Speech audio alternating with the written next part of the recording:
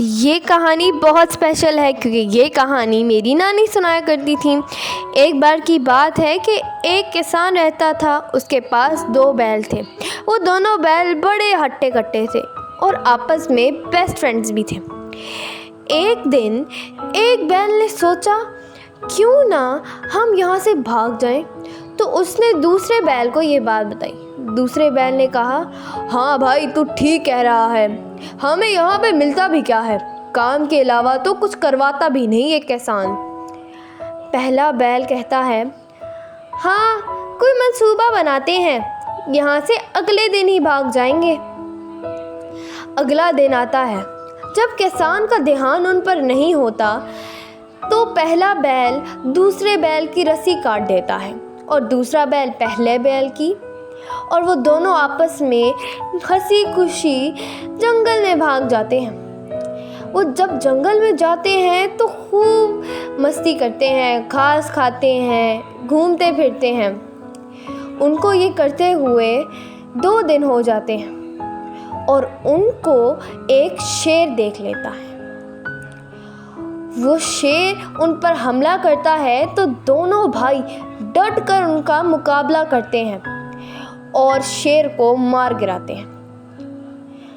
जो शेर मरता नहीं बल्कि जख्मी हो जाता है। ऐसा ही 2-3 दिन चलता गया और शेर को हार होती गई। एक दिन लोमड़ी शेर के पास गई और उससे बताया कि मैं कोई मंसूबा निकाल सकती हूँ, लेकिन शर्त यह है कि मुझे दोनों बैलों का जिगर खाना है। शेर मान जाता है। तो एक दिन वो लोमड़ी होशियारी से एक बैल के पास जाती है। वो कहती है कि मियाँ बैल, तुम्हें कोई और काम नहीं है? वही दोस्त मिला था क्या तुम्हें? कोई और दोस्त रख लेते। वो पूछता है क्यों? वो कहती है कि वो जो तुम्हारा दोस्त है ना, वो पता है मुझे क्या कह रहा था कि मुझसे ताकतवर तो कोई है ही नहीं, कोई पैदा ही नहीं हुआ। वो तो इतना डरपोक है कि मत पूछो। जब वो उसके कान भरती है तो उसको गुस्सा आ जाता है। फिर वो दूसरे बैल के पास जाती है और उसके कान भरने लग जाती है। कहती है, अरे सुनो बैल, पता है तुम्हारा दोस्त मुझे क्या कह रहा था? बैल कहता है, हाँ बताओ। वो कह रहा था कि वो ज़्यादा ताकतवर है तुमसे, वो तुम्हारी तरह डरपोक नहीं है। उस बैल को भी गुस्सा आ जाता है।